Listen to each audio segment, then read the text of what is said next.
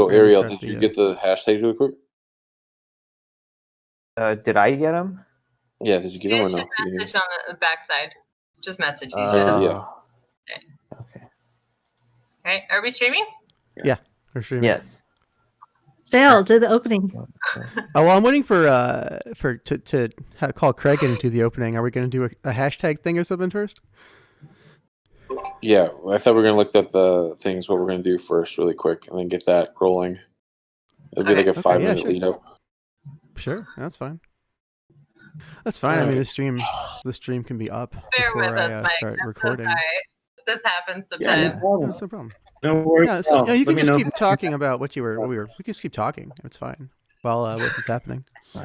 So you were saying you want to talk about football? I was just kidding. No, you can talk about anything. I planner. would talk about football if I knew anything about football. A lot of people don't realize what our plan actually is because it is a slightly complicated. So we can certainly start there. I mean, I there's a lot to kind of unpack, honestly, there. So Well, happy the to- show is happy to just go. We have 2 hours. Do you have 2 hours to spend with us? I think so. Yeah. Let me know if my internet starts getting weird, though. I'm in like a section of. I might have to move, so just let me know. Sure. Actually, if you the could put problem we're headphones having in. is that, there's an echo when other people are talking. So when other people are speaking, if you do not have a headset on, please mute. Okay, Is that so I have a right? headset, so it doesn't matter because it won't echo in the room. Okay. Okay. All right, so that makes the sound quality a lot better. Thank you very much. Another possibility is using software noise cancellation, so you don't have to mute when other people are talking.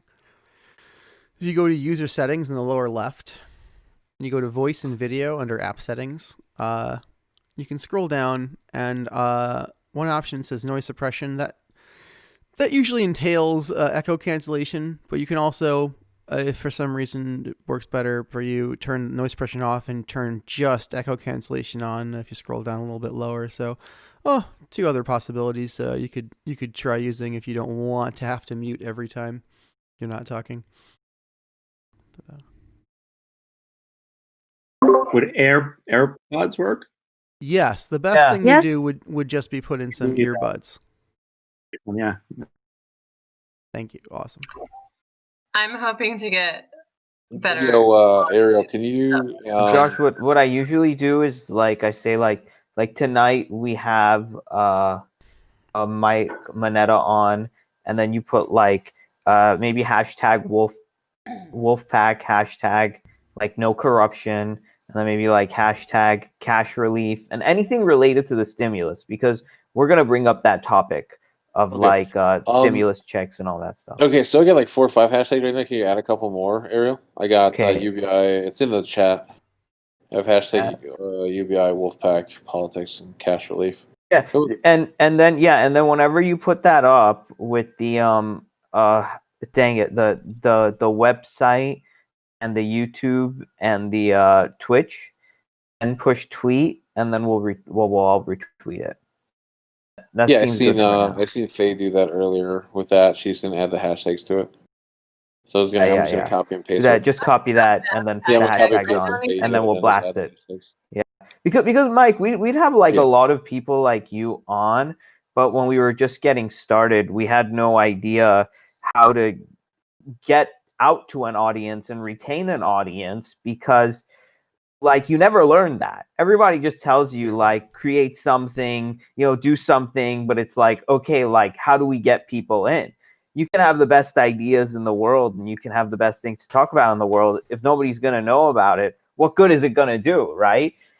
And on the other hand, you can have the worst ideas in the world and the worst people in the world, but they have the furthest reach. You know what I mean? Oh, Mike, you gotta unmute. Now that you have earbuds, you can probably keep we muted. can't hear you. Were you talking? Yeah. That is. Yes. Say it again. It is an ongoing battle. Yeah, exactly. It's an ongoing battle, because we know that freedom of speech isn't freedom of reach. And what gets people reach is, unfortunately, the money they have. But who are the people who need to have the most reach right now? The people who hardly have the funds to get that reach. So, it's a very strange, weird process. It is. So thank God for the internet. At least you get a shot, right? Yeah, for sure. But sometimes you get like cats playing on pianos and naked men running in the streets, going viral and going crazy. But like then when we talk like, hey, what's really gonna help our country? It's like, oh look, we got like 10 people watching. Mike, do you have any hashtags or events upcoming that you would like to push? Let's see. Not really. No, we don't. Nope. We just Right. Our website I think is fine. Yeah. Okay, so I'm ready to go when everybody else is. Well, we need Shale back, so. yeah, he's yeah. And Josh, how's it going with the sort of thing? And Josh probably working on it. You're muted, Josh, if you were trying to talk. Yeah. Oh, but this is going on. Okay. So I shared on mine. Okay, let's copy and paste the post really quick, so then everybody can share on their social media, and then we'll be ready to rock and roll. Okay. Where are you gonna post it? In the Discord or the Twitter? Yeah, I'm gonna post it in the Discord. If anybody wants to add pictures to it, they can add the pictures they can to it. And it's basically just copy and pasting. Copy and pasting what you get. Faye. Okay. And then just add a couple hashtags. I was gonna see if Ariel want to add a couple hashtags, but I only got 4 for now. But okay, so UBI Wolfpack and anything about so cash relief. All right. So if everybody can like copy and paste that and put that on their social media or share the Facebook put it one, on Twitter. I didn't build a Twitter one yet, so I can put and then put it a Facebook too if you have a Facebook. Yeah, I only got a Facebook right now. No, I got Facebook and a couple pages. Faye, you have the Humanity First one, right? Group. I mean, what do you mean? Not you, Faye. I'm talking about the other Faye. Faye. I think it's too long, Josh. All right, guys. It's not gonna fit. It's too long for Twitter. Yeah. We're doing the hashtag. Yeah, I think we're about ready though. When you are, the thing is just a little bit. Actually, another phone call. I'll be right back, guys. I'll be right back. Just you guys start the show. I'll just jump in. Okay.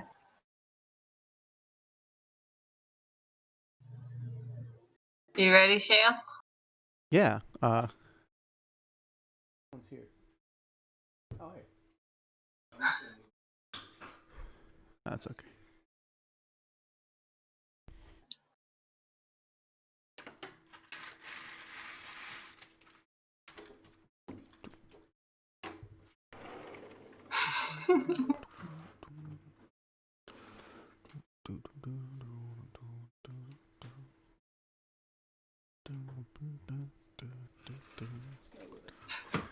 Thank you. Got a snow shovel. It snowed here. Oh. Anyway. I'm in Alabama. I think it only snows like once every rare occasion here. All right. Okay. So, Josh, I don't know if you hear this. I added stimulus now and survival checks he's now. on a phone call. He's not even here. Oh, okay, that's fine. We should just start the stream though, and just like I tweeted it out. Cool. Where are your tweets? Okay. Guys? It's on our public group, Humanity First, The Way Forward with Andrew Yang. Very good. Cool.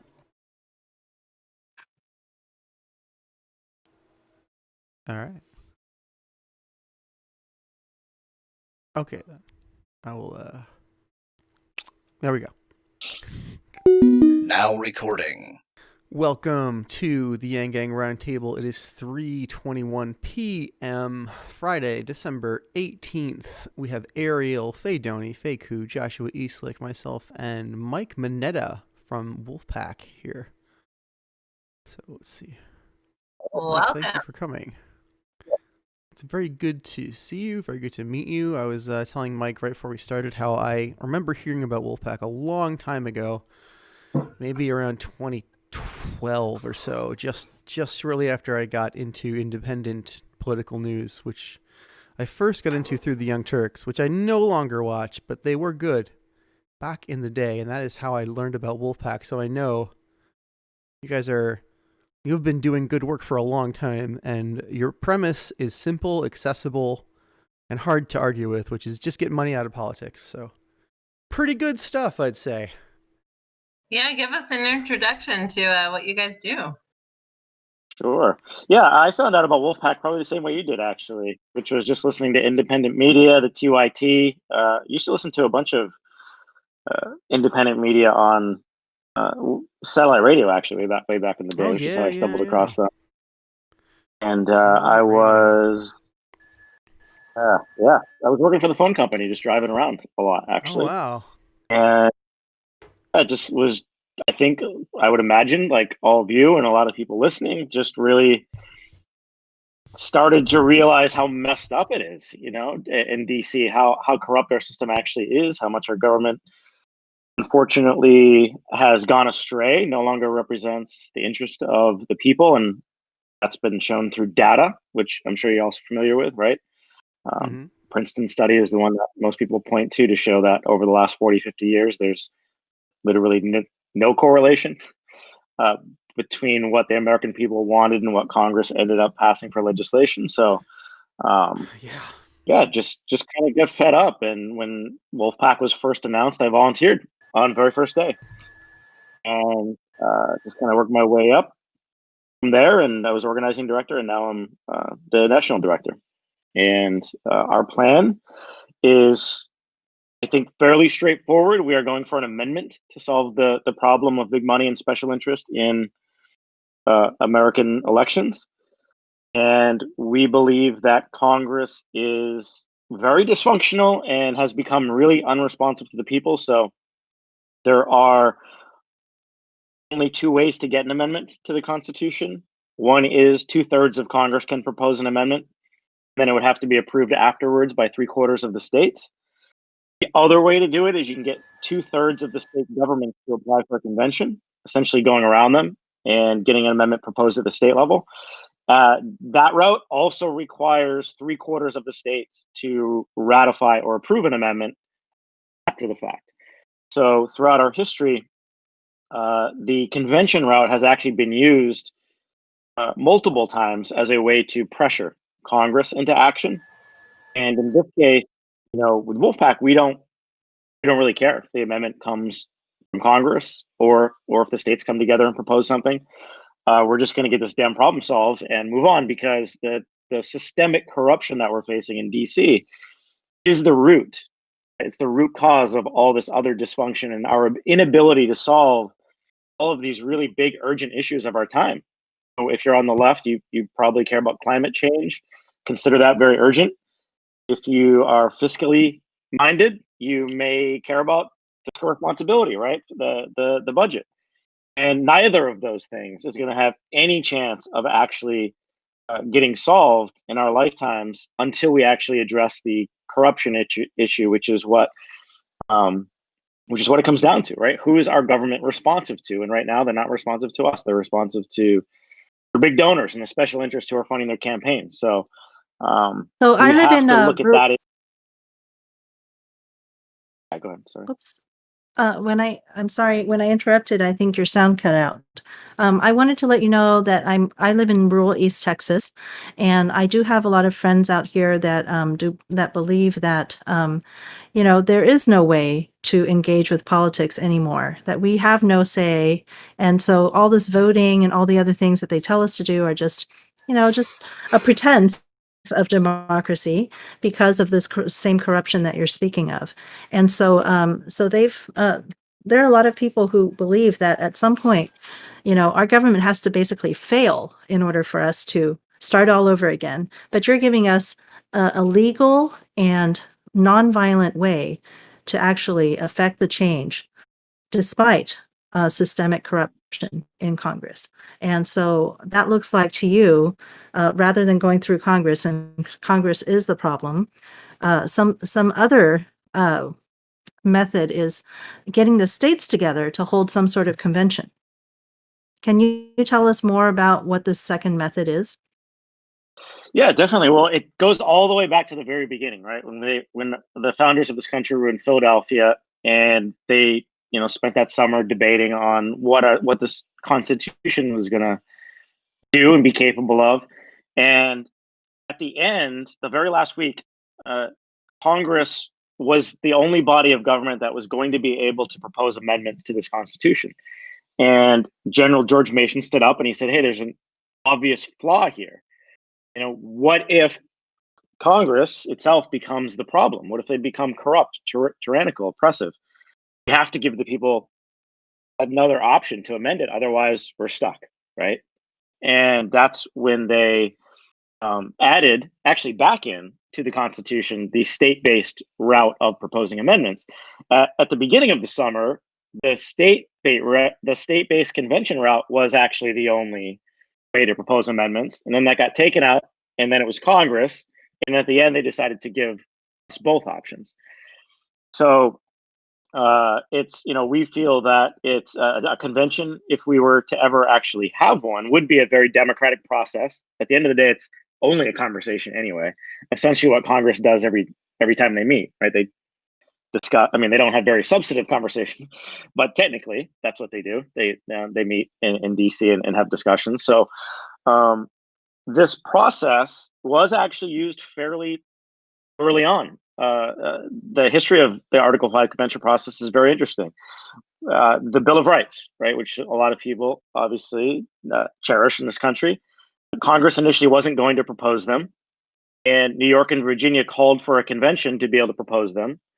And that might not seem like a lot of states, right now, just 2 states, but back then, it actually was a high percentage. I think it was right around 20% of the states need to call a convention. And right now, Wolfpack has managed to do is get around 15%. So that was part of it. I mean, that's just part of what we have to do at Wolfpack is educate people about the history, right? So that was, was it the thing that got them to do it? I mean, there's no way to tell, but it's a fact that it was part of the process, right? The founders almost immediately used the Article 5 convention process as a way to respond to a Congress that wasn't proposing amendments that they thought were needed, right? So, and that has happened actually throughout our history. And another example, probably the one that's the most parallel to this current situation that we find ourselves in, being the corruption in DC, is the 17th Amendment, right? So at the beginning of the 20th century, early 1900s, the people of this country saw the way that U.S. senators were appointed by the state legislatures as corrupt, right? And it was, in fact, overt corruption. Like, you're talking about like bags of cash literally being left at state houses, right? And those appointments being fairly easy to buy off.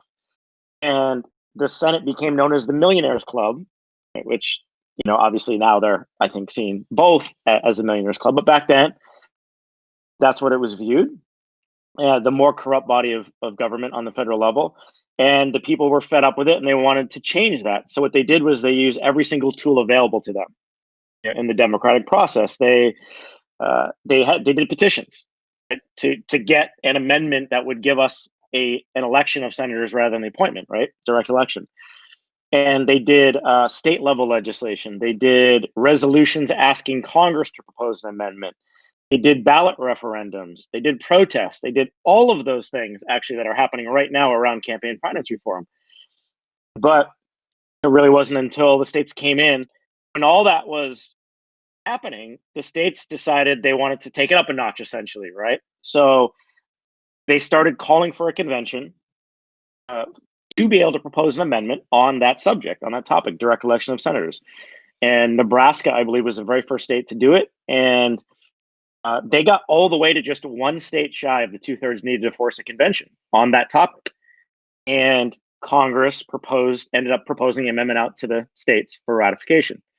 So That's another example, and I do think it's parallel because you're dealing with the way that they got elected. And so think about that. You're trying to change the U.S. Senate.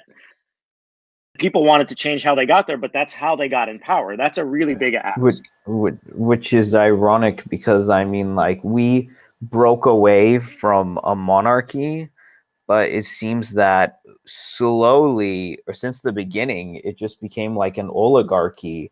Became this oligarchy by proxy. I think is that a good way to explain an oligarchy by proxy? Sure. Yeah, and I agree. I think we have unfortunately moved back in towards that direction, and it's really unfortunate. And it was not the plan, right? I think if the people who set up this country, and of course, you know, they weren't perfect, but they definitely tried to give us a government that was responsive to the people. They were very clear about that. And I think if they could travel through time and see present day United States, I think that they would be appalled. I think they would be like, you know, what the hell are you got? What are you doing here? Like this, Right. This was definitely not the intention. You've gotten really off course, I think is what they tell us. And they tell us to No. it's a amending process. Get back. Yeah, you know, which reminds me, you know, when they say like the Supreme Court ruled through Citizens United, money is speech. That means if you have no money, you have no speech, right? So if you want to call it freedom of speech, like that's why we believe in a universal basic income, because right now money equals voice. No money, no voice. We've effectively barred you from having your voice heard because you can't pay, and you paying is your speech, whereas your speech is ignored. Actual words coming out of your mouth is ignored, but when you attach those words to a bag full of cash, then they listen to it. Yeah, but it's not just that. Like, if people are in scarcity mindset because they can't pay their bills or because they can't feed themselves, they're going to be more drastic. They can't think logically through problems as easily because their mind is trying to figure out where the next paycheck's going to come from, right? And so, I mean, you literally lower the IQ of the people trying to make decisions by making them super broke, right? And then, like, you know, and then they're too busy running around for the money in the first place to even take the time to go after the corruption in the first place that put them there. You know, we have shows on Netflix called Dirty Money, right? They're like, hey, look, these organizations are huge and they've been screwing you over, and wake up, like this is what happened. And you know, but we have a fallout from that, right? And maybe you don't have Netflix because you don't have money, right? And you don't even know who's been screwing you over, and maybe you're actually a victim to one of these big businesses that has been doing stuff that has been making you so broke. And we, like, it feels impossible to go after corruption these days, you know? And everyone's like, yeah, it's corrupt. Okay. They don't do anything, and it's frustrating because like they feel powerless. So I would like to also welcome is it Kazin to our podcast? It's hi. Hi. Can you hear me? Hi. Yes. It's Kai Zen. Kai So I go by Kai. Yeah.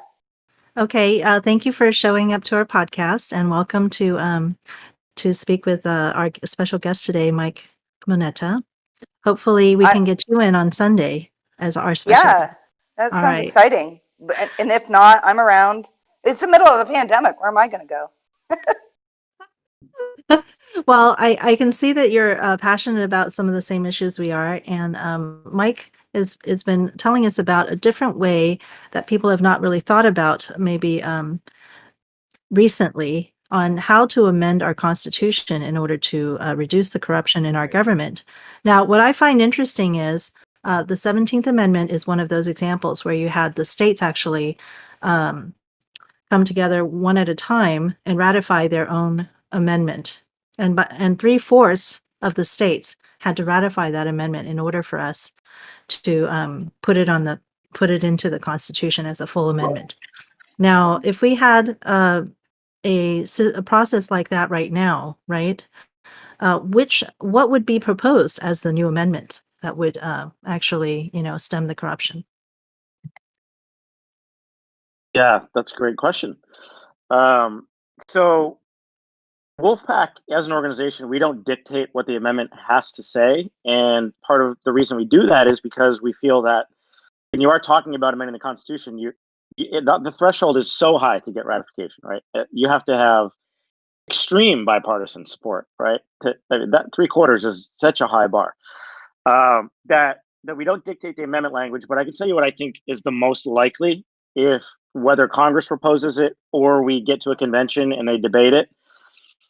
I think that there are a couple, but I think the one that is going to ultimately end up being ratified is one that states that the Congress and the states have the right to regulate campaigns and ballot measures how they see fit, essentially as they did before some of the Supreme Court cases. There are people who would like an amendment to go further than that, right? Like, oh, well, you need to get,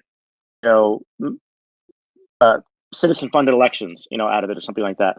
I've been doing this for a while now, and I believe that. I'm just speaking for myself. I believe that's the amendment. That's what Senator Udall had proposed in Congress, and that would essentially allow the states to, go back to common sense campaign finance laws. Montana is an example of a state who was affected very early on by corruption, and they had almost 100 years of common sense campaign finance laws there that would have prevented super PACs and dark money from coming into their state. And when Citizens United and some of these other court cases started to happen, the dark money flooded in, and the state did not like that. They, in fact, took it all the way to their Supreme Court of Montana.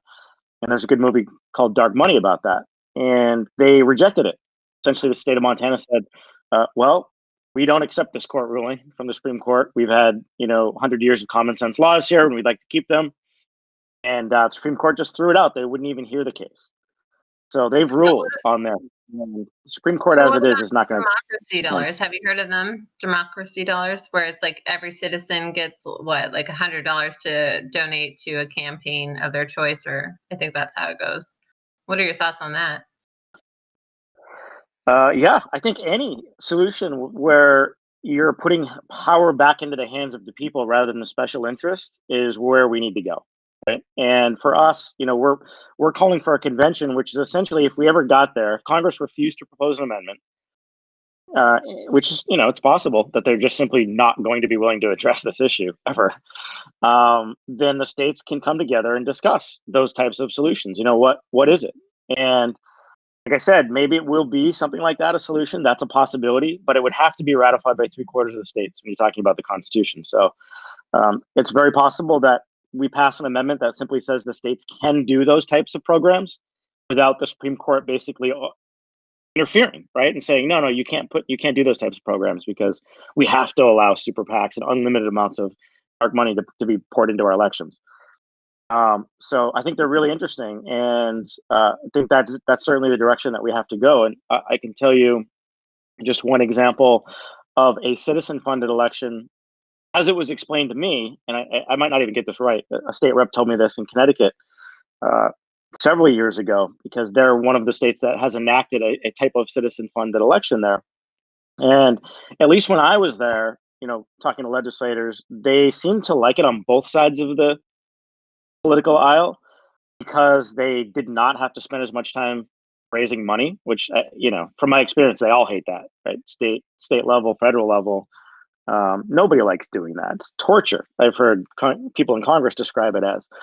So what they had is a system where essentially you go out and you have to demonstrate like a grassroots support, right? So you have to get a certain number of petition signatures, and you have to raise a certain amount of money in smaller dollar donations. So it's obviously skewed for what office you're running for. So let's say you're running for state senator, whatever, $20,000 in small dollar donations, and 1,000 signatures. And if you can do that, then you're eligible for like a pool of money to be able to get your message out there. Because you're never really going to be able to get money completely out of politics, right? Which is why a lot of conservative-minded people don't like that phrase, because it's, in a literal sense, you have to be able to get your message out there. So I think that type of system, works. Okay, so if you can hit those markers, then everybody's eligible for, let's say $50,000 to be able to get or 100,000, whatever it is for your level of office, and then everyone then it becomes more about what are your issues, you know, and you actually have to go out in your community and demonstrate that grassroots support to be able to get those resources. So, you know, as it was explained to me, it made sense. I don't know all the details of how that program works, but the democracy dollars, like I think in Seattle, very interesting ideas, and that those are all going in the right direction. I think we are definitely going to get. In 2020, yeah. In 2020, we have a new colorful phrase calling shaking the money tree in the wine cave. The politicians are essentially that's their most important seems to be their most important job is to fundraise. And the best fundraisers are the ones that move up, that level up and get to become the next level politician and get to win their races, which is really unfortunate because that doesn't relate whatsoever to actually representing the people. That just relates to representing the wealthy who are able to contribute more. Yeah, that's the heart of the issue, right? Is who they're responsive to, who they're raising money from, who are they talking to. They have to spend, you know, as I'm sure you know, what 50 to 70% of their time raising money. That's one of the first things that happens when you come into Congress is they give you a list, right? And they grade you on how well you fundraise. I mean, this is one of the most amazing things that it's amazing, but it's really disturbing that they're giving committee chairs away to people who fundraise the most, right? And the Swamp, I think, is a documentary that recently came out on HBO.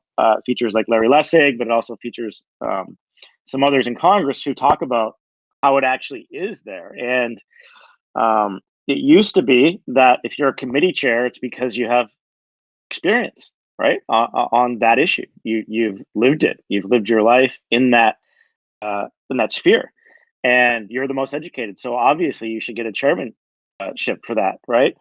But not anymore. Now it's if you can raise the most money, you're rewarded with getting the chair of a committee, and that kind of a system is insane, right? And that's exactly what we absolutely have to change. We have to change the incentive. There's quite a big disconnect between knowing how to get money and knowing how to fix a problem, right? Like those are two different skill sets that are not related at all. And if raising money is the best thing you can do, I mean, and then you're already friends with all the people with money, like that is a big problem, you know, and we need experts. We need people who have studied things. We need journalism. We need investigations and studies, and like we don't have that kind of thing. These are the people that should probably like at least be considered more so, right? But they probably might even be socially awkward. Okay, that happens. You know, people who are good with money are probably really good at talking, right? But like they're really good at schmoozing. Yeah. It's beyond talking. We're good at talking here at the podcast. We're good. Yeah, we're good. We're good at talking. It's really because you know, a lot of these high-powered politicians or a lot of these high-powered elites, they just what's the word I'm looking for? They complement each other and they suck up to each other as a way to feed into their narcissism and ego. And that's how like it works. So you said this nice thing about me. I'm going to give you this much cash. You supported this thing that I have. It's like this narcissistic, ego-driven cesspool, while there are people on the other side, like the towns that Faye is in, like Fort Deposit, that are like, their buildings are dying. Their infrastructure is crumbling. And we have this whole other side of people who just turn a blind eye to that, and they just shake each other's hands and open up the wine bottles. The and word you're looking for is circle disgusting. Jerk. Circle jerk is the word. Yeah, it's basically a circle jerk of like high-powered elites and their, you know, helpers. But we've got I really liked the 17th Amendment as an example of something that we may be able to accomplish. And it could be any number of different types of amendments that we may be considering together as a country. But according to this information from archives.gov, okay, that I put it as a link in our live stream chat. It says that the process of the 17th Amendment started in 1826 as a House resolution. And then over a period of almost a a century, right? Various things happened, one of which was probably one of the most important things to have happened was a convention. So do you want to tell us a little bit more about how do we actually, this seems like a very long process. We may be in it for 100 years. Do we have 100 years? So how do we get this convention to happen? That's right. Yeah. That's a really good point. Well, thanks for bringing that up, because I guess I should point that out more, that it actually was a really long battle. And, I think it was in the early 1900s when the states first started calling for a convention to be able to propose that amendment. So how it works is it's just a simple resolution. It's an application that a state legislature would pass. So like for Wolfpack, the first state that we passed was Vermont. Just give you an example. I was working up there with some state legislators. We had some volunteers on the ground. Some farmers in Vermont went and talked to, state senators, state reps about our resolution. And Vermont had already asked Congress to propose an amendment to fix this issue, right, of big money and special interests in our politics. And Congress, of course, just ignored them. So when we went back and we said, hey, let's take this up a notch, basically, right? Let's give this some teeth. And basically say, okay, well, we're done waiting for you, Congress. We're going to take matters into our own hands, and we're going to get this done at the state level. So what the application essentially does is it applies. It's an official application, in this case from the state of Vermont, saying we're applying for a convention under Article 5 for the purpose of addressing, for the exclusive purpose of addressing this issue of big money in politics, and special interests controlling our government. And when 34 states, 2/3, apply for a convention on the same topic, then at that point, if Congress hasn't proposed an amendment, a convention essentially must be held according to the Constitution. So it would be Congress's job to essentially pick a time and a place. They could say, okay, the convention is going to be in, St. Louis, and it's going to be from, July 1st to August 31st. This is going to be the topic, and this is how it's going to work. And so again, we've never gotten that far, right? We've gotten close to a convention. We've gotten close to 2/3 needed to force a convention on a certain topic, and Congress capitulated. And the reason that we know that the calls need to be on the same subject, which is a question that comes up, is because right now, the states have passed over 400 applications for a convention on all kinds of different issues, from 49 of the 50 states. The best we can see, Hawaii is the only state that's never called for a convention for any reason. We're working on that. We're working pretty hard on that, actually. But so if you could take 10 applications from issue A and 4 applications from issue B and 20 applications from issue C and count them all together, say, hey, we've got 34 here, 2/3, to have a convention, Congress would have had to do that 100 years ago, right? But they haven't, because there's never been, when you're talking about amending the Constitution, there needs to be a reason. There needs to be a mandate. And this process has been, if anybody really wants to get into it, this process has been studied extensively by the Department of Justice under Jimmy Carter and under Ronald Reagan. Under the American Bar Association has done an extensive report, a several-year report. The Congressional Research Service has released 4 reports on it.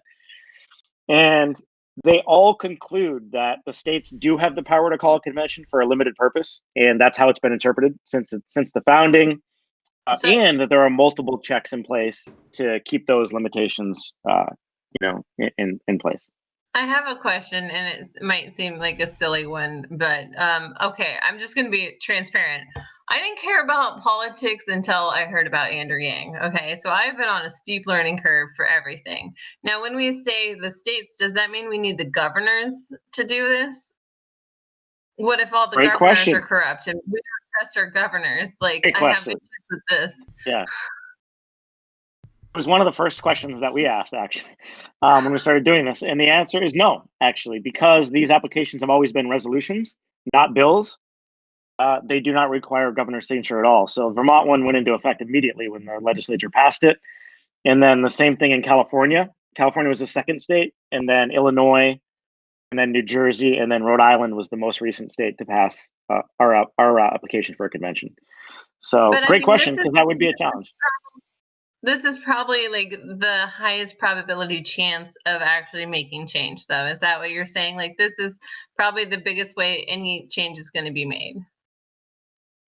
Well, yeah, and to your point earlier, Faye, I actually meant to follow up because I think you made a really good point talking about how people are pretty beaten down these days, right? Like there's a lot of apathy for good reason, right? They don't follow politics. They don't even bother to vote a decent percentage of our country. And we can't blame them necessarily because it is a broken system, right? And there's not a whole lot to get excited about. And because their voice, as I mentioned at the beginning, is not being represented. And that's proven through data. So one of the reasons why I initially volunteered for Wolfpack is because it just kind of made sense to me. And even when I was learning about politics initially and how bad it was and the corruption, I heard about plenty of other plans, but I didn't volunteer for them. And because I think we're all too busy, right? When you decide to give your time, or resources to a movement or an organization, it's a lot. It's a big ask. So what I found is that when I explain, or anyone, Wolfpack explains our plan to other citizens or legislators, they do become a little bit hopeful. I've seen it over and over again. Like, wow, maybe there is a way to actually do this that makes sense. That we can actually do this. And for us, it's a matter of like just stepping back and kind of breaking a couple things down, right? And one is once you realize that this problem is so systemic, right, that an amendment is actually needed, and even if it is just one that simply says, hey, the states and Congress can regulate their own campaigns, that's like a base level thing that needs to happen, right? We need to amend our Constitution. There's no question about it at this point. There's groups like Represent Us that does really good work at the state level. We definitely consider them an ally in the movement, but their work needs to be complemented with an amendment that protects it. When you realize that, yeah. How many of these states do you need for something to happen? All 50, or is it like so for the convention it's 2/3, so 34. 34 states? Okay. And how do you introduce yourself to these states so they know? Yeah, great question. Yeah. Really good question. So I'll just finish my last thought and then I'll tie it into that question because that's relevant. Once you realize you need an amendment, it's just a very simple equation, right? There's only two ways to do it. One is through Congress, but they're literally the source of the problem in this case. So it's a huge ask and possibly unrealistic. And by the way, try to get a meeting with a congressperson, right? Like it's really hard, right? Maybe if you have $10,000 sitting around, you can do it, but you can. I've tried. You get a form letter back saying thank you for your opinion, whatever. Maybe you can meet with staff, but getting an actual meeting to sit down and talk with your U.S. representative in Congress is nearly impossible. We've had two congressmen come on to our show. Congressman Tim Ryan and Ro Khanna. Yeah, so if we have the opportunity to get congressmen on our show and have these conversations for a prolonged amount of time, how could we better use that power to help fight corruption like this? Yeah, good question too. Well, you guys are on point. Ro Khanna is, obviously someone who represents the people well. So that's cool. He's come on. I would say the number one thing is we need to start pushing for this amendment, right? You want to call it the 28th Amendment, right? For free and fair elections, or however you want to word it. By the way, we're working on that too. Maybe just a more concise tagline, but right now it's 28th Amendment. This is what we need, and they can talk about it in a way where they're endorsing all paths, right? So the thing is, we can do everything. Like I said, the 17th Amendment, they were using everything. They were doing protests and ballot measures and all those things that are happening. You can't leave out the one thing that has the most teeth, right? Which is the convention call, because that has consequences for Congress if they don't act, right? The states are going to come together and they're going to get it done without them. So it would be that. It would be like just talk about it with him and say, hey, you know, what about this? You know, what about this amendment? How are we going to do it? Are you guys capable of doing it in Congress? And you know, and he may laugh, or he may say, no, I think there is a path here. Or most likely, what he'll say is, yeah, I think we can, but pressure from the states is helpful. And that's what Patrick Leahy said when we passed Vermont. Right? He had the Udall amendment, which deals with this issue in his hearing or in his committee for quite a long time without hearings. And someone asked him why now, and he did cite the fact that Vermont had called for a convention 3 weeks prior as to one of the reasons he felt the urgency. Right? So we passed one little application in the small little state of Vermont, and you already see Congress have hearings. Right? So imagine if 10, 15, 20, 25 states are calling for a convention on this issue, on this topic. You're going to see some major movement from Congress. I really believe that. And but you know, we're at 5, and we've gotten stopped from, quite honestly, just propaganda around this convention process. And you know, happy to get to that because that's just a kind of a larger conversation too. But I'm just going to wrap it up with kind of addressing like what you mentioned as far as like the process. And what you do is you look up, you know, what we we teach, you know, our new volunteers to do is to take that first step, right? Take that first action item, which is to get to know who your state rep is and your state senator. Because those are the people in our theory of change here. Those are the only people who can get this done, right? If you're, I mean, sure, you can try to get people in Congress, but if you're talking about like, how can I enact this change in a realistic way? It is going to your state reps and state senators and saying, hey, you know, can we set up a meeting? Right now it would be set up a Zoom meeting. We used to encourage people to go to state houses to meet with them or at coffee shops. You will be astonished at the rate of response you get from state legislators. And, you know, if you are a constituent, they are highly responsive to you.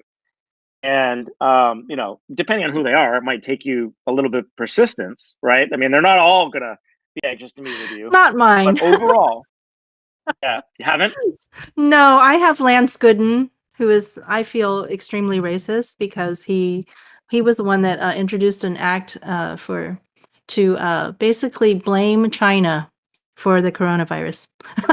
That was his, and so I don't see him meeting with me whatsoever. Yeah, well, like I said, it's not. But tell me though, is he at the state level or is he at the federal level?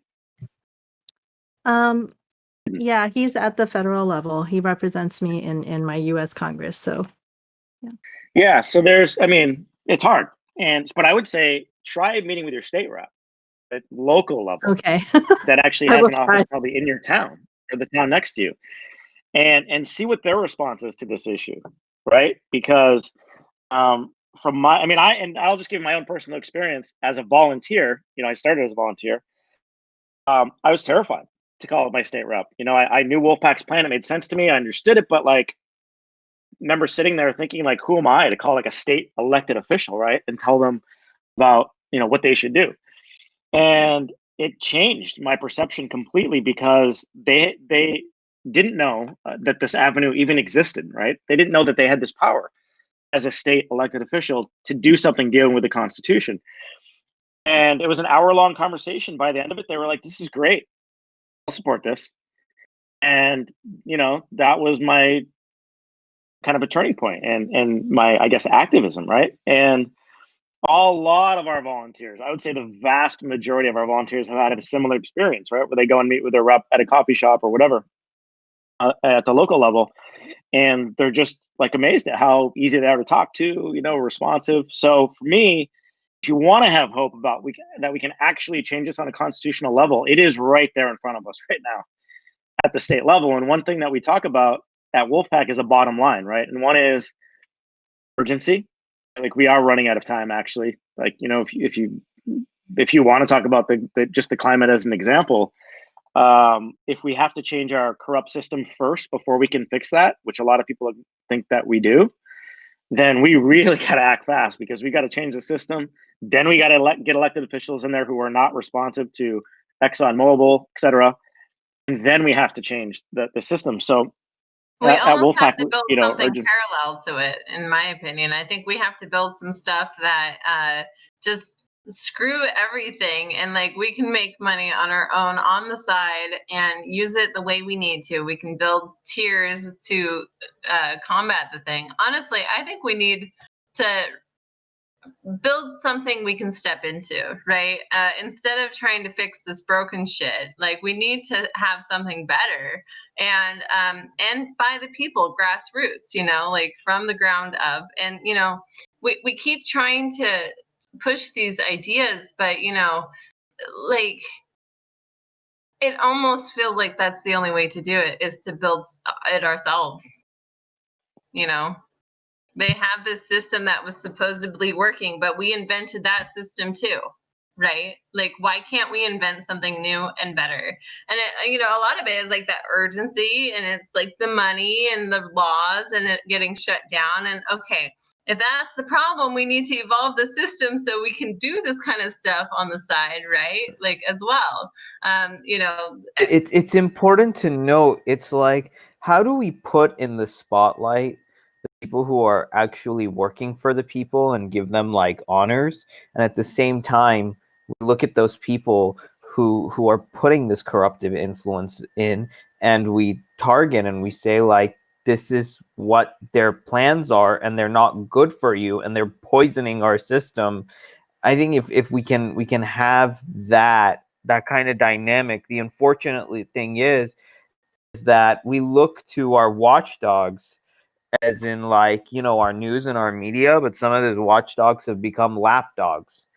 That's what the whole thing is with like independent media. So it really has to be like this from the ground up. So I think whoever you are talking to as an independent media source, give us, their contacts as well, so we can create a network to battle all this corruption.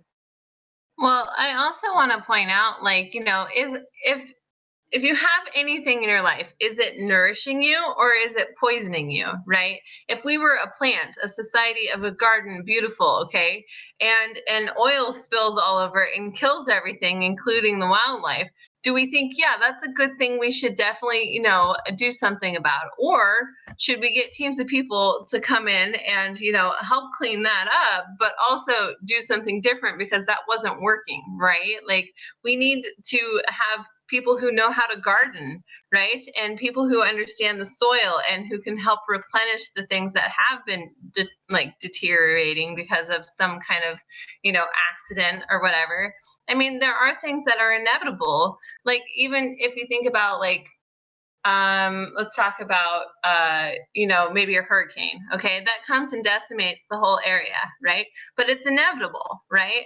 And so we don't have systems in place that actually help it, right? We have like FEMA, right? Well, I met someone from who experienced having to work with FEMA, and they're like, I didn't like it. It was really toxic to their life, right? And so we don't even have people who create these programs experience the programs that they've created, like the food stamps or the welfare, or it doesn't matter, right? Like, there's so many people who are not experiencing what they created, and I think it's right.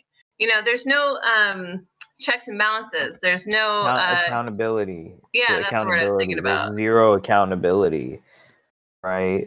I mean, just now, at least Bernie Sanders and Josh Hawley from Missouri were talking about the $1,200 stimulus checks, and then Ron Johnson, I think, which was the senator from Wisconsin, said that no, it'll just balloon the national debt, and I don't think it's a good idea. It's like, can we take your salary away from you and just like, so we don't use that money, and that money can kind of like not go to the national debt instead of you depriving the people who actually need it? Why don't you let go of your salary?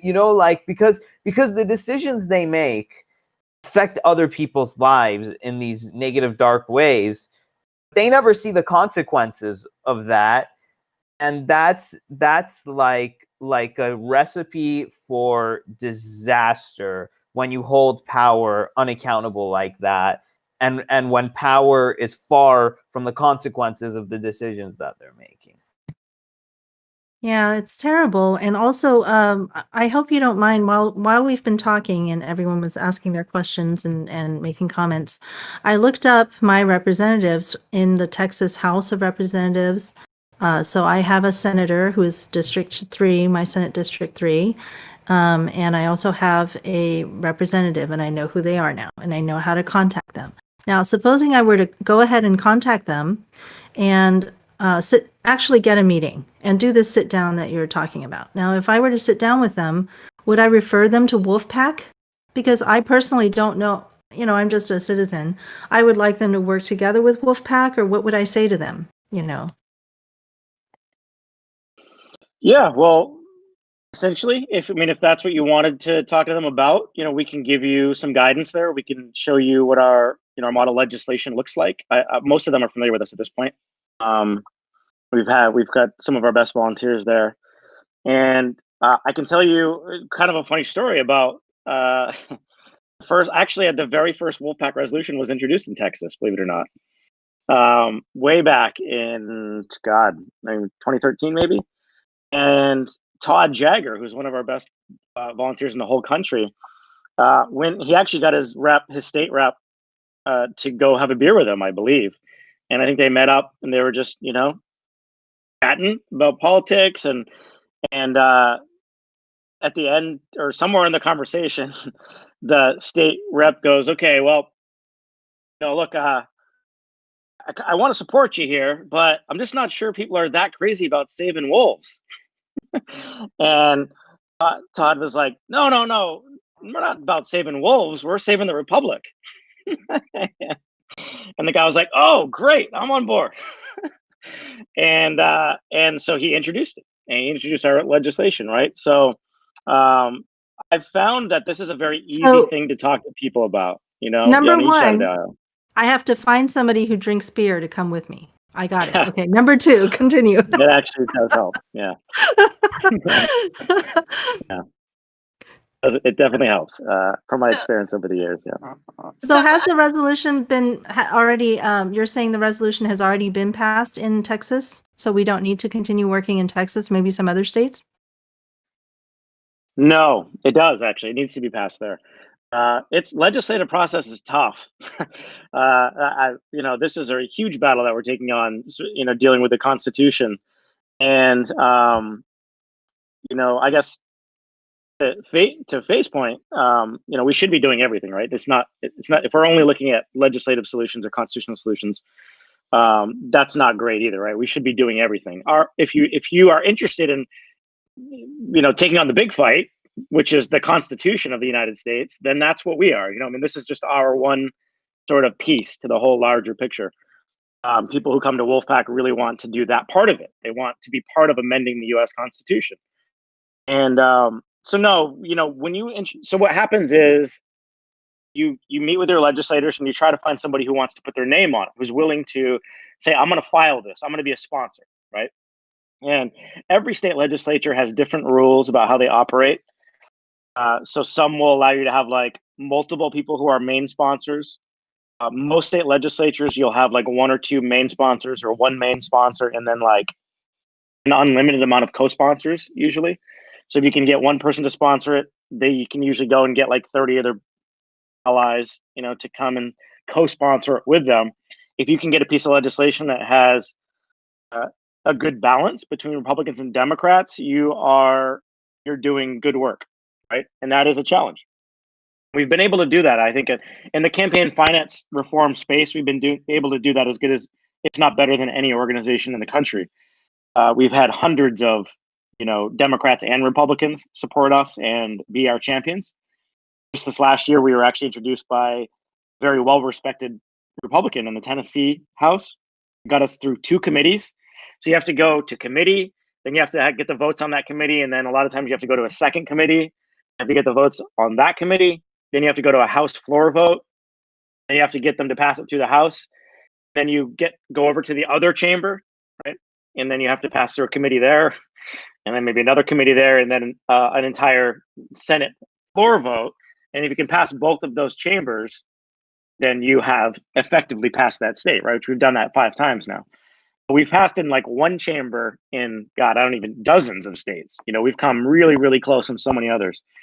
But yeah, it's a challenge, you know, and it's definitely have to be willing to stick it out. Because I'm in California, and California's already done it. California was the second state to call for a convention on this issue. Yeah. Okay. So once that, then so my state representatives have already gone through the process. Yeah, if you're a volunteer and you want to be part of Wolfpack and you live in California, we've got lots of other things going on where you can be part of us. We have we call it the Wolf Ops states, are kind of our Wolf special secret team of people in those states that have already passed, and that mostly makes up like our communications team, which is like a powerhouse in Wolfpack right now, like graphic designers and writers and tech people and just a whole different sort of just department within Wolfpack that complements. It's going to help us pass in all these other states. And we also have used that Wolf Ops state, the Wolf Ops team, to do like phone banking, right? So when we were in, I'll just give you an example in Vermont. And when we, by the way, look, people can look at Vermont and say, oh yeah, that was easy, right? Vermont, of course, they're going to pass it, right? No way. It was a huge battle, and we had to really fight to get that legislation passed. And one of the things we did was we had actually a chairman who was against the convention. By the way, he'd been outspoken against the convention method for 20 years in the Senate of Vermont, and so they laughed at us when me and another Wolfpack person went up there first to talk to the Senate president's office. They said, "Yeah, you guys aren't past Vermont. You're not even going to get a committee hearing. Get out of here." And so we sat down with the chair, this person, Dick Sears, Senator Sears, and we explained to him our plan. And honestly, I didn't think we affected him at all. He didn't seem to show that much interest. But so we left, and we were just like, what should we do now? Should we just leave and go to another state? And we were actually at a bar that night, the Three Penny Tavern, which has become like a place of lore for Wolfpack now. Because Montpelier is one of those states where like it's a tiny little mountain town, and all the legislators go to this one little tavern, right? Three Penny Tavern. And it's an amazing place, and it ended up being an amazing place for Wolfpack. I was even snowed in there one time with the governor in a blizzard. I was just like drinking with the governor. I mean, that's the kind of state that Vermont is, right? But we were in there that second day, and the same staffer to the Senate president came over to us at our table and was like, I don't know what the hell you guys said to Senator Sears today, but he came into our office like basically spouting all of your talking points, saying this is something that we actually should think about doing. And so for me, I was just like, drinking the correct beverage in the right location is very important. Like finding the correct wine cave or tavern. We got a question from Jeremy. Hang on our YouTube, and he also works in this show. Can you talk about the pushback that you've received and what happened with that, like a common cause, right? Yeah, well, that's a fun one. So yes, look, it's been years since we passed our last state, and it is because of pushback that the convention process is just something we should ignore. Like we should just ignore that part of the Constitution. If we have a convention, the whole Constitution is going to be up for grabs, and it's going to be a free for all, and it's just too dangerous. So that has been a really big challenge for us. And yes, Common Cause, I know they do a lot of good work, so I don't like to talk poorly of any other organizations, but in this space, if I'm being honest, they've done a lot of damage in the campaign finance reform movement. And they are, in our opinion, they are spreading a lot of propaganda about the convention process. They're not being honest. And they're quoting people like Lawrence Tribe. They've got like 200 organizations to sign a letter saying we're not going to support the convention for any topic. And that initial report. Wow. How can they call their names? How can they have the name Common Cause and they're saying we're not going to get together? They have people sign things that we're not going to get together to do something. Yeah, it's been unfortunate, and they've actually used their paid lobbyists to kill our legislation many states. We'd be up to 10 or 12 right now if it wasn't for them, most likely. How could we So credit to them for being effective. How could we address their fears in a way to like, this is the criteria you're worried about. How do we address that issue? Well, we've tried, and that's one of the reasons why we want to do a film, actually, because when you start getting into all the history and the details about the convention process, it's kind of exhausting. So that was initially why we decided we were going to make our own film, right? So we raised $60,000 on the Indiegogo campaign, and then our film got picked up by a director, Tom Donahue, who is you should check out his work. He did like Casting By, which is I think one of the coolest documentaries ever, and some other really good ones. So it's like I told you at the beginning, their company is Creative Chaos, and they did This Changes Everything. They just did about gender inequality in Hollywood with Gina Davis that came out this past year. Or this year, actually, in 2020. And so the film has been delayed just because, production got delayed this year with filming and everything. But I think it's going to be really good. I think they're genuinely interested in the topic. They've been great. But we do need to make our own. And I think you had said at the beginning, right? But you need to just kind of make your own and be a little more creative about it, which is what I think what we're going to do. And actually my focus over the holiday break, when I don't have as many meetings and stuff, I can focus on that. But it is a little bit on us to make our case better. We can take responsibility for that. But the one thing that I have said to them, and I will say to anyone who has any questions about the convention process whatsoever, is to just take 5 minutes and just Google Article 5 of the U.S. Constitution, because although, yes, it's vague on exactly how it would operate, and all that, it is crystal clear on the power it would have, right? Which is only the power to propose. The exact same power that Congress has any time that they get together in DC, right? So that's the bottom line for us. A convention is only a conversation. States can come together, and like these reports point out, if we actually have a convention, first of all, it's going to be one of the biggest stories of our lifetime, right? It would be the first one since 1776, and people will be paying attention, and I think people will be extremely hopeful. I hope it happens. I hope Congress doesn't propose it and they allow us to have this convention, right? I think the people. Who goes to the convention? I'm sorry. Could a U.S. citizen that's just average Joe go to this convention? So I mean, this is one of the reasons why Common Cause will say that they're against it, right? Is because we don't know all of these things. But what we put in our legislation is, if we're going to get a convention, if it happens, the delegates cannot be members of Congress, past or present, because that would obviously defeat the whole purpose.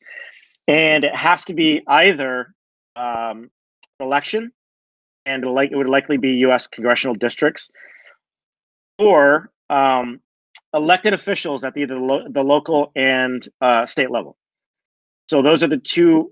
That's what we outline in our legislation. So if we were to get to 34 on our issue, it would likely be one of those two options. But the fact is, Congress is going to have to ultimately make that determination, if they actually call a convention. And I think that that's probably one of the flaws of the Constitution, right? Is that they did give Congress this power.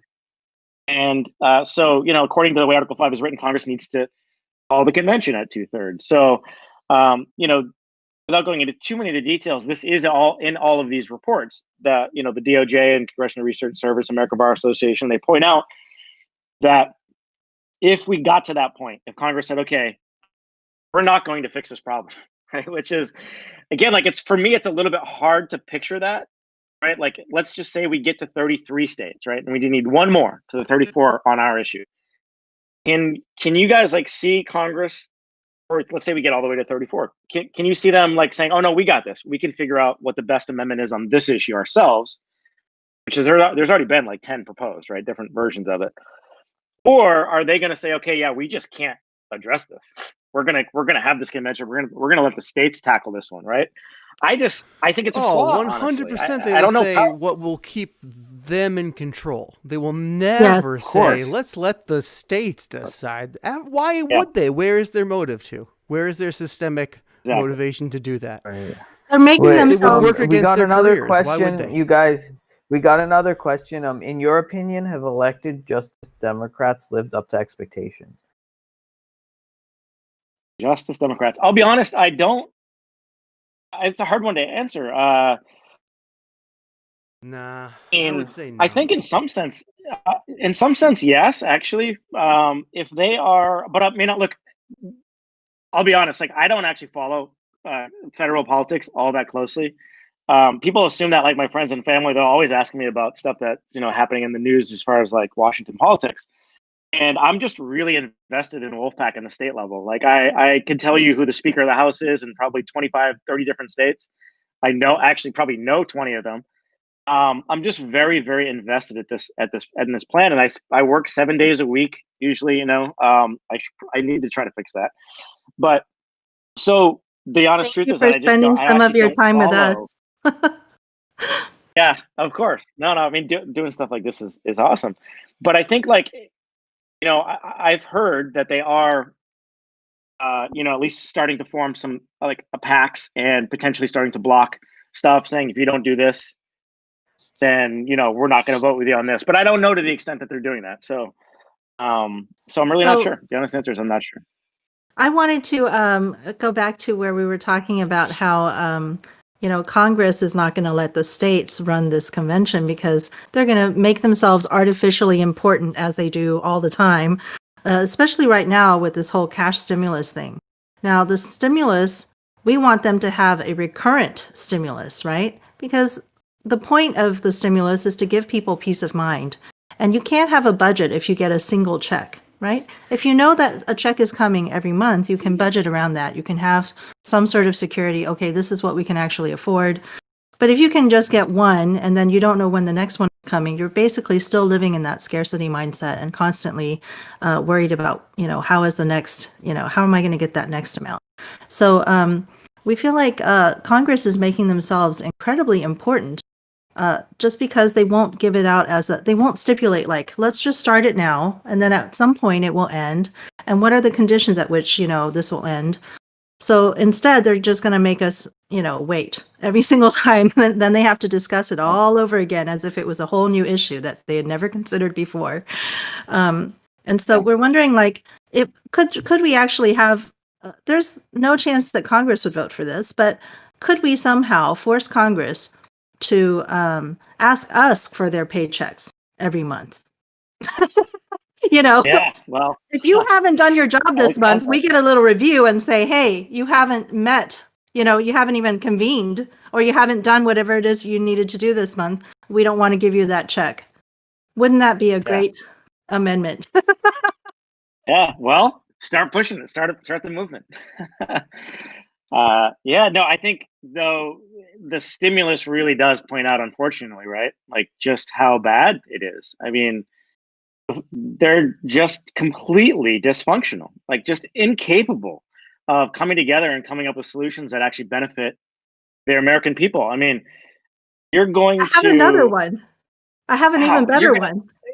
Okay, go ahead. Okay. Supposing Congress, right, doesn't pass the budget, which they have multiple times not done, and multiple different Congresses with different members and all this. When they don't pass the budget on time and then everybody else goes, the government employees, right? Shouldn't there be an automatic clause where, if employees are not getting paid in the federal government and you haven't passed a budget, then you haven't done your job. So we just have you all fired and we start all over again. Or, like everybody gets fired and we just start all over. Yeah, well, there's a lot of great solutions. I mean, there are so many different things we could do, right, to make our government work better. That's creative. I mean, I like it. I just think that it's been unfortunate just to see the way that they reacted to the stimulus. I mean, how can you say that almost a third of the country cannot go to work, but we're going to give you like a grant? I mean, like on what planet is that coherent, right? I mean, it's just, and then you're going to continue to give millions of dollars to companies that that don't need it when you're only going to give us $1,000 to the people. Like, I'm a huge Tom Brady fan, and a Patriots fan, lifelong. But like, I've seen articles of like where they're getting, his companies are getting tens of millions of dollars or however much it was, and all these other companies that are doing pretty well, and they're going to make it. I think it just shows you that yes, they are absolutely responsive to those interests, and there was not really a big interest in sort of creating like an actual solution, right? It was just like, oh, let's just get together and make sure that all these businesses are happy, and we'll throw a little bit to the people and we'll call our job done. The fact that they only did it once is shocking to me. So, but I think that also speaks to the urgency. There's a real danger when you have a government that doesn't represent the people. You really do need a government that is going to think about what's best for the country and for the people. And if you don't have it, there are real consequences. Go obviously far beyond just this pandemic year. I feel like the job that you're doing is so important because what's the other option? And, we currently have a government that doesn't represent us correctly. So the options end up being, either you go this legal route, which seems to, you're making it sound extremely positive and pleasant, but, very, very long. It's gonna happen. But, yeah. But if you go the other route, there is another route, and it's violent. And a lot of the poor people who are barely making it right now are going to be the first people to suffer. And, if the government does collapse in some way. And, I just don't know. Like, I feel like if you're not out there doing this, then we really don't have a good option. All we have is, wait for the government to fail. Yeah. Yeah. A lot of and people are just I'll waiting. just say it's super. Yeah. I'm going to have to pause probably my video just for a second to get up my power cord. But I'll just tell you a really quick story that ties into what you just said. And when I was in Vermont listening to the debate about our resolution, it was fascinating, actually. It was one of the last ones they did of the year. I think it went from like 10 p.m. to like midnight or something. And I think there's a storm outside. It was like pretty cool, honestly. And they were debating the Constitution. There was people on both sides. There were people saying, this is too risky, we can't do it. And there were people saying, we have to do this, right? And the one of the ones that stood out to me the most was this rep that stood up on the Vermont House floor and was like, well, I'm going to vote for this because I don't want it to come to pitchforks, And that's it. Simple as that. People are getting pissed.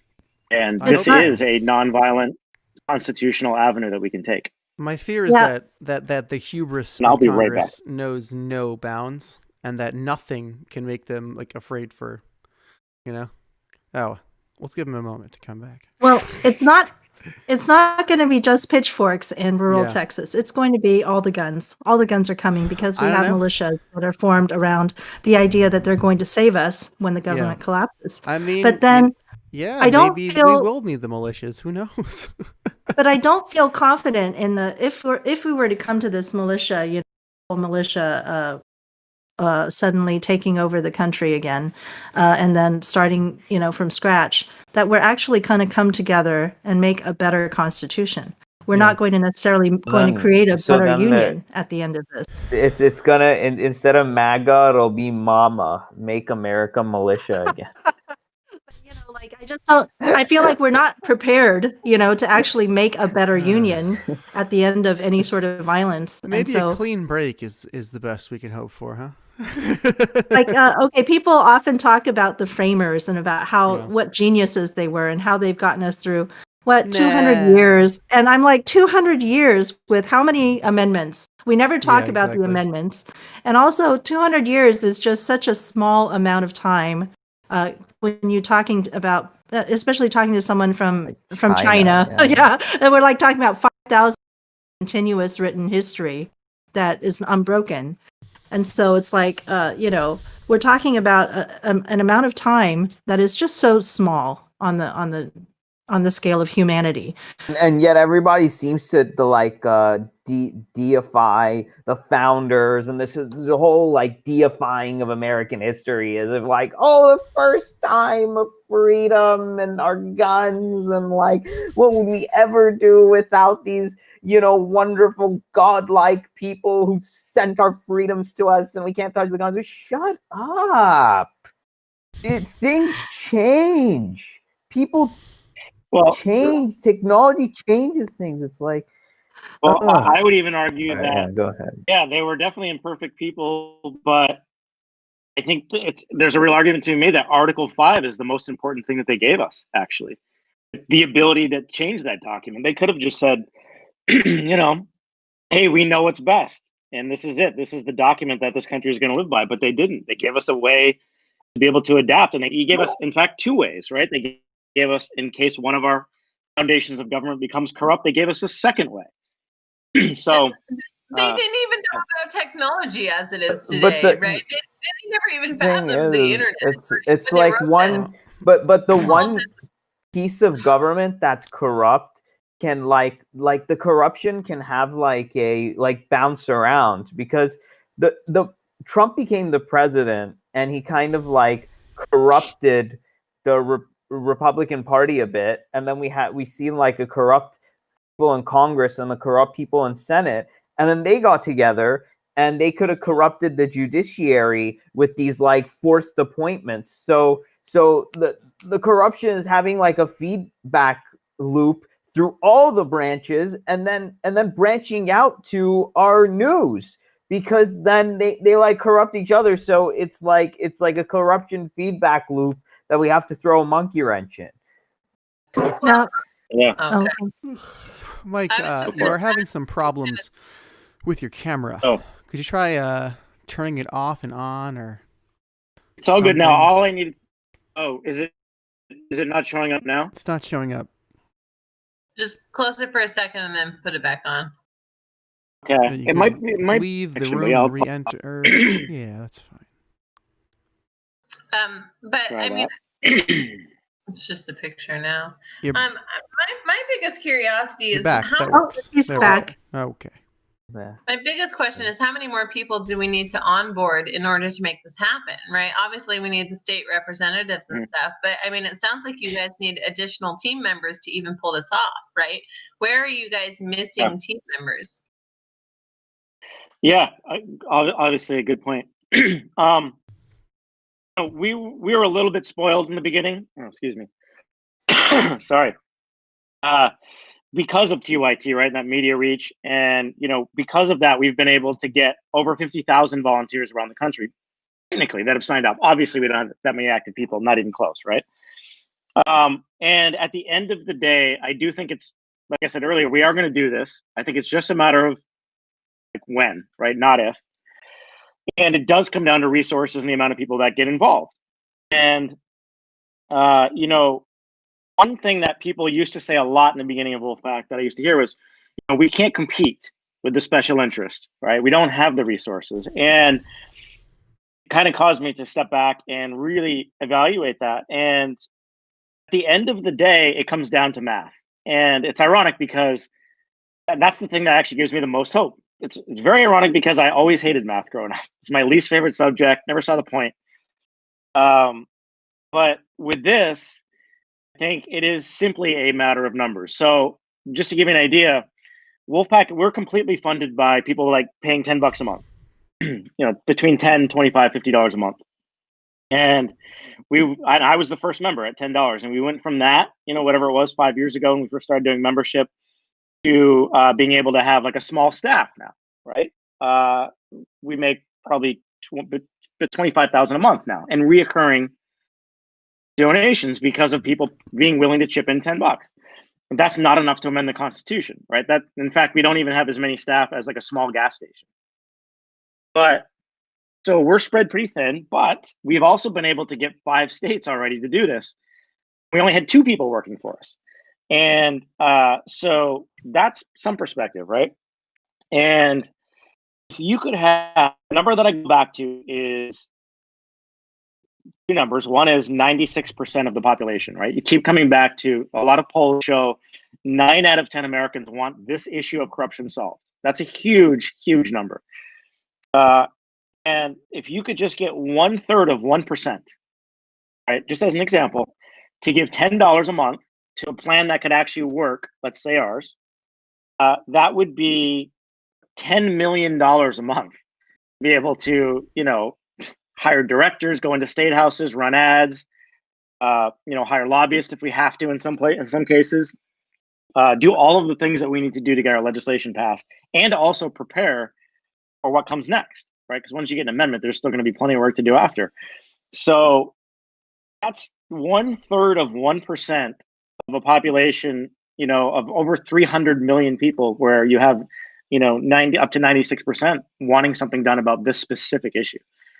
So that's kind of what I come back to, is like, it's a matter of education. Again, that's why we're doing a film. We hope to bring a lot more of the American population into our plan to make them see, like, hey, there's a way here. We don't have to rely on Congress. We can actually take matters into our own hands, go to the state governments, get this done.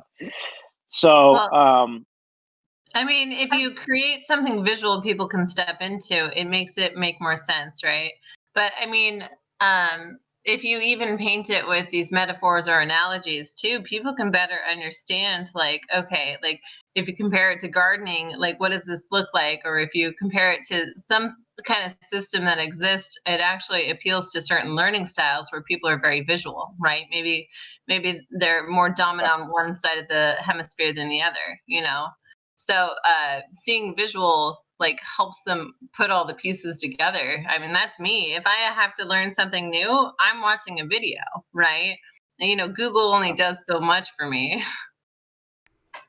So, Michael, yeah, agreed. And that is, I think, one of the areas we need to improve on the most. Sorry, go ahead, Faye. It's okay. Have you heard of the 3.5% rule?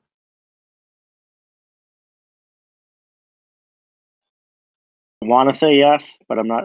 Are you talking about what makes like a revolution or a movement? Yeah. So there's a lady who was a researcher.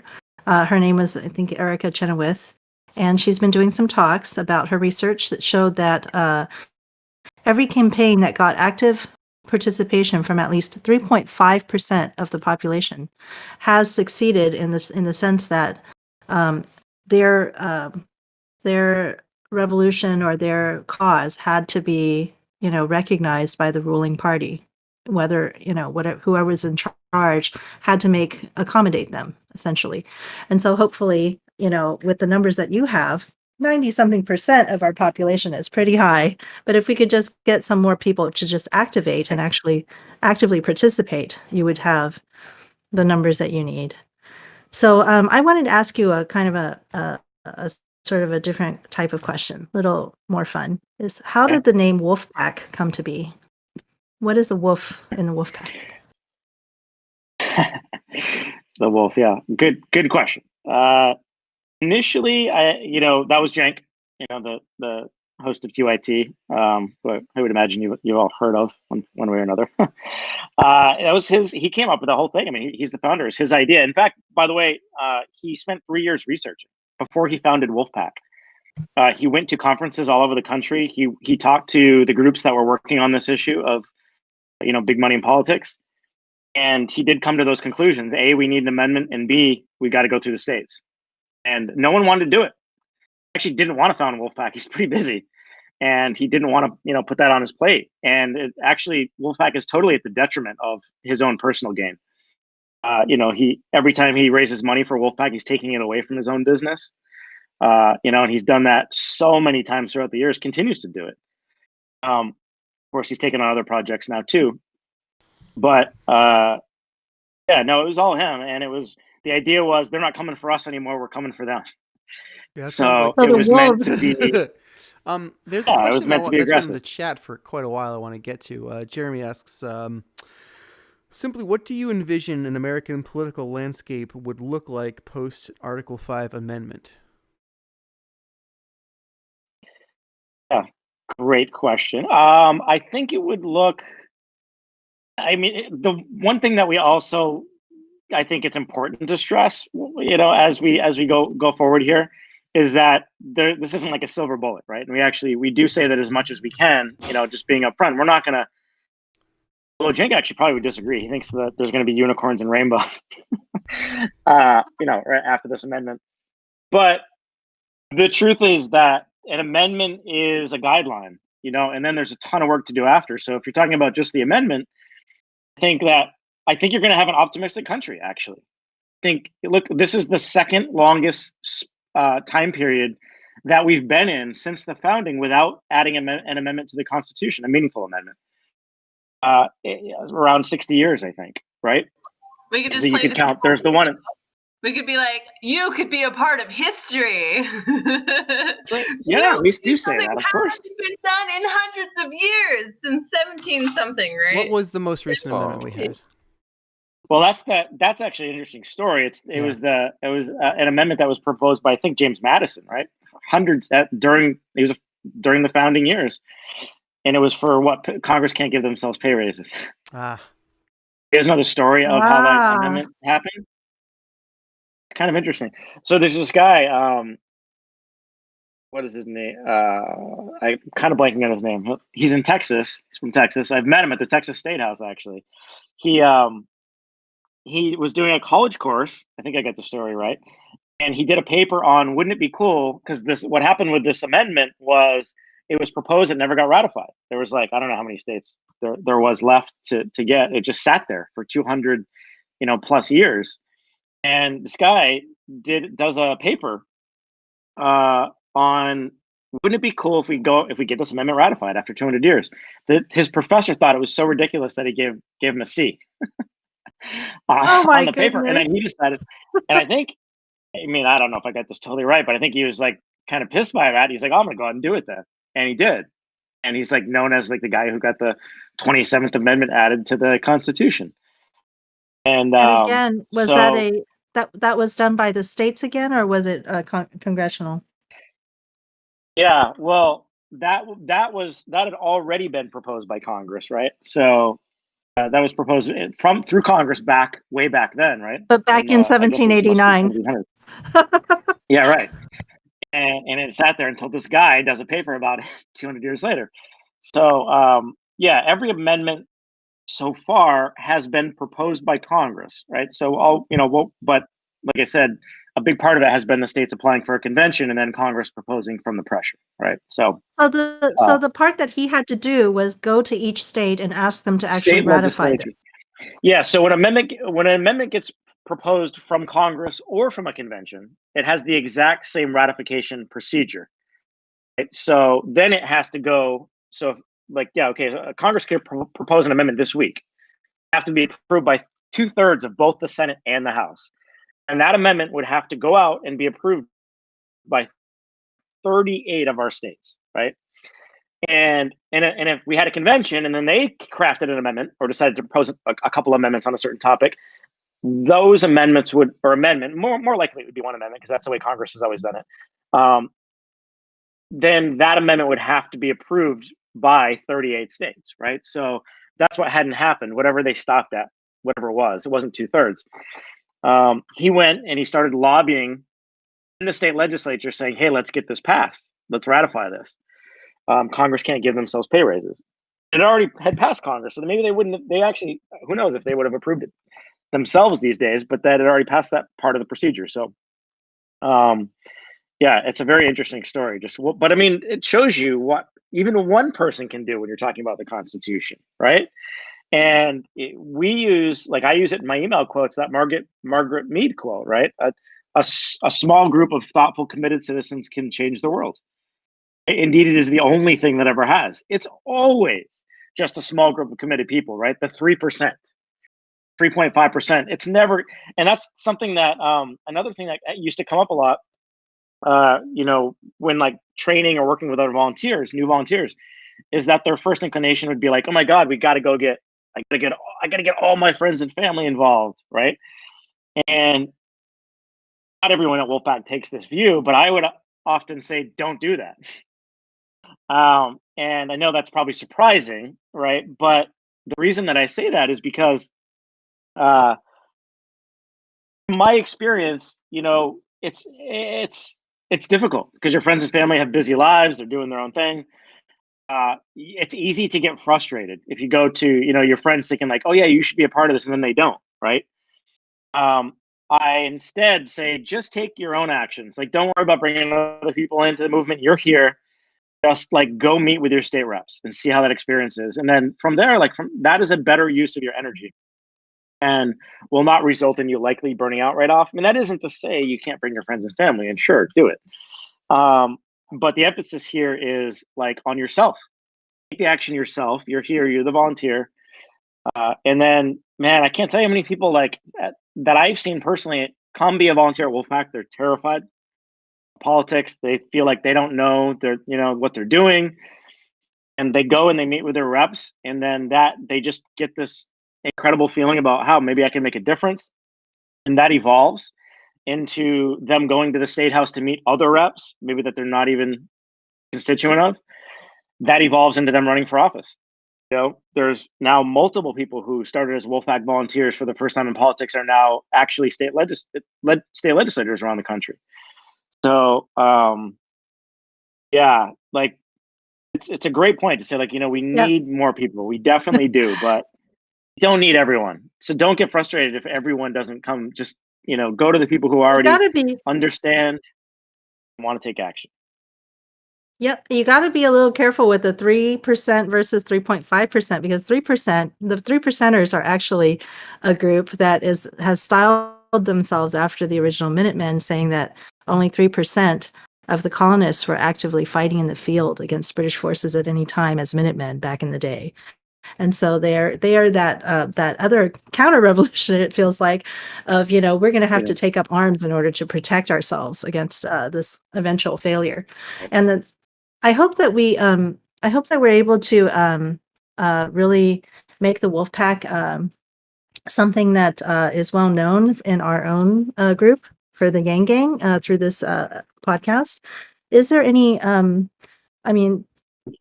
I think wolves have this sort of a reputation of being kind of dangerous, creatures, and when you bring up wolves of, the wolf pack, I think to myself, oh, the wolves of Wall Street, that's definitely like, like it's sort of like the corrupt are the wolves there.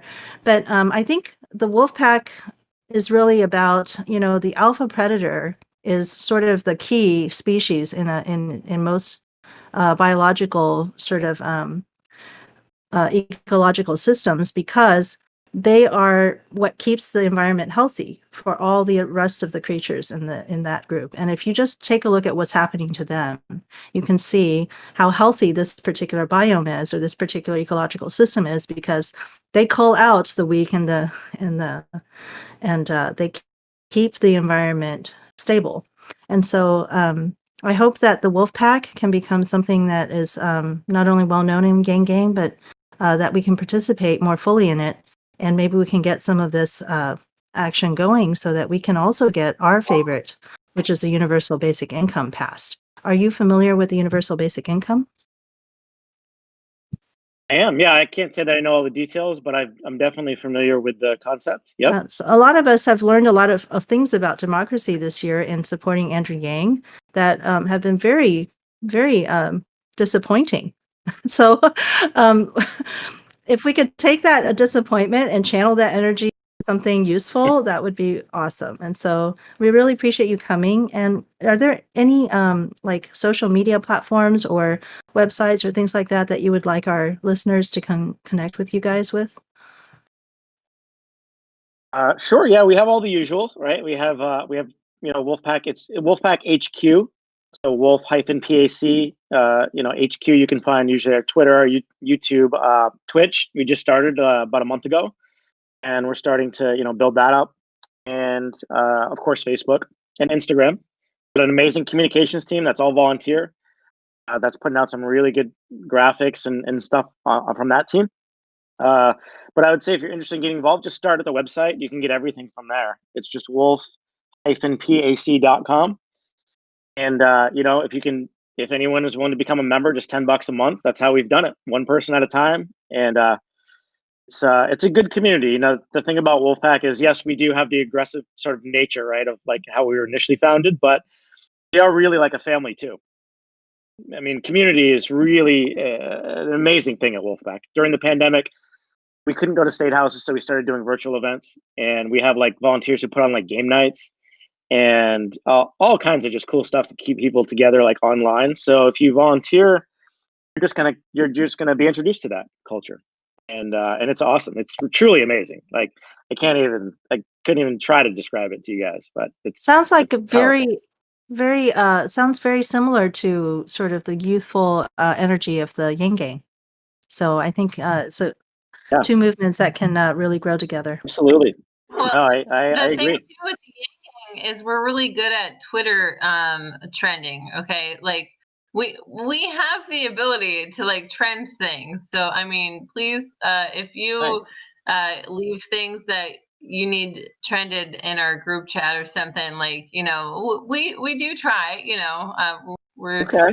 some days we're better than others, right? But like we want to get the word out, and the Yang Gang, we're on Facebook, we're on Twitter, we're all over the place because we're just part of the United States, and we're very determined to get money into our pockets through this universal basic income pilot. But we also really hate corruption. So like, I mean, the thing is, I think we don't know. I felt pretty hopeless about getting the corruption out of politics. And then when I heard about your organization, I was like, maybe there's a sliver of hope here, and I just need to learn how to follow that little thread, right? And I think a lot of Yang Gang members also want to follow these little threads of like, how do we actually have a chance? And you've provided a significant amount of answers that might help people at least try to go in the right direction. But I mean, we are good at networking. We have people who are trying to get into politics, right? People who are actually trying to get elected, trying to push these ideas forward, where our whole thing is humanity first, right? And what you're talking about is humanity first. It's not corruption first. It's not corporations first. So if you need help from our team, like we're here. Hey, do you Awesome. want to go ahead and do your there's a lot of closing? overlap. Yeah. Oh. Do you want to go ahead and do your closing now? Because we're coming to the end of our scheduled time together, I think. Oh yeah, I could start with mine and then we'll pass it along. My name is Faye Doney. You can find me on Twitch, Twitter, and TikTok at Tisdoney, TISDONEY. I'm still fighting to start a universal basic income pilot in Fort Deposit. I need to talk to Andrew Yang, but if Andrew Yang can find a Jack Dorsey, that I can find a Jack Dorsey to help this little town, because like it's a dying city. If you guys want to contribute to, like, I'm just broke, so if you want to help me out to push and make sure I got the equipment I need, you can donate to my Venmo is Art by Doney. My PayPal is Pulling a Doney, and my Cash App is Faye Doney. Thank you. I'll put that in. Doney is spelled DONEY. Yes. But this little town is in is in Alabama, and so Faye is currently working on some big projects there, and we wish the best for her. Kaizen, you were very quiet during our podcast. I don't know if we just didn't invite you enough to speak up, but if you would like to let people know how to contact you, you're welcome to. Sure. Sure. I probably You can talked hear too me much. okay? Can you hear me okay? Yes, you're here. Yes. Best way to reach me, actually, probably Twitter. I am Kaizen KC at KaiMM on Twitter. And then what else? I don't do Facebook, so there's also Gmail. If you want to send me an email, it's KAIMMcCoy@gmail.com. Okay, and we're looking forward to having you and having you be our special guest on Sunday, hopefully. Well, we'll see how this works. I mean, I'm excited to talk about just the idea that I'm floating about running for Senate against Roy Blunt, because Mr. Hawley is doing right by our country and Missourians.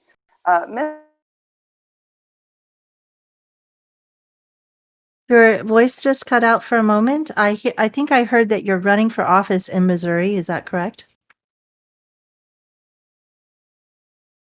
Oh, I think the internet may not be working well for Kaizen today. Yeah, cut out at a bad time. Well, tune in Sunday for the exciting conclusion.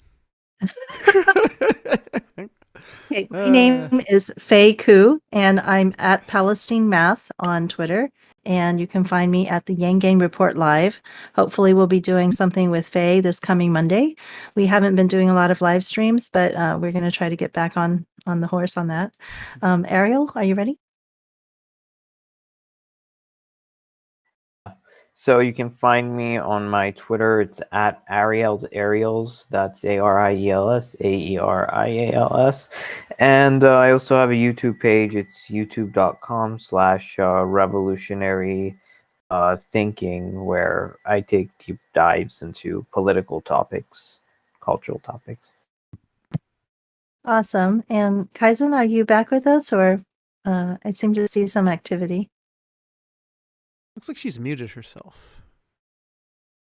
Okay, well, then I guess we'll just see each other soon again. Don't we have a social stream coming up tonight, Shale? We do at 8 o'clock, 8 to 11 or so tonight. So in a few hours, we're going to play AI Dungeon. Oh, And maybe yes, something and I else. will be there. Yeah. So just to let our listeners know, AI Dungeon is sort of this beautiful game where the artificial intelligence fills in, sort of randomizes the story by participating as one of the actors. So if you join our game, you can choose your own character, and it's kind of a choose your own character sort of story making magic, along with the AI participating, just to throw some little bits of.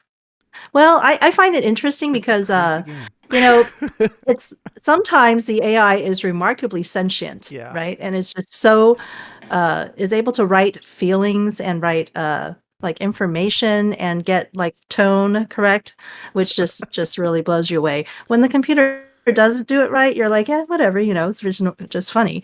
But when it really hits the nail on the head, you're like, wow, amazing. We did a game like 2 days ago with Sheridan that Sheridan proposed the premise of, where we were all playing fictional politicians who'd been appointed to Joe Biden's federal redistricting community to like fix gerrymandering and to fix gerrymandering. See, that's a very specific, scenario, and the AI just followed perfectly. With the aid of the AI, I mean, it happened just like it would, and lobbyists got to write the bill sort of as ghostwriters, and everyone got away with it, and everyone was handsomely bribed, and that was the story. So yeah, well, it's like unavoidable. The AI is like, but what about this? It knows too much. Automation is here in the form of AI Dungeon. So, it's proving that machine learning is pretty capable, and it's crazy. It's going to be amazing. It is amazing. All right. So thank you. Thanks for tuning in. Thanks for listening, for watching. Did Mike, do you have any? Do you want to give your sign off? Did you give your sign off stuff yet? I think you did. Oh, I thought you started. I didn't. You started? Sounds like I just give my No, name you and did. a and a contact. Right? Okay. Oh, I So did I at the thought we beginning. started with Faye, but I guess we started with you. Right. Yeah. I think I gave it Twitter. You I log did. in like twice a year, but You did. That's fair.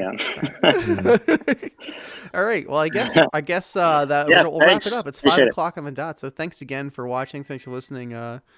We will be back again tonight, and then again tomorrow, and again on Sunday with more basic income advocacy. So take care, everybody. Thank you again. Good Thank you work, for having Mike. everyone. I thank you for coming. Bet. Anytime. So we actually, okay. Kaizen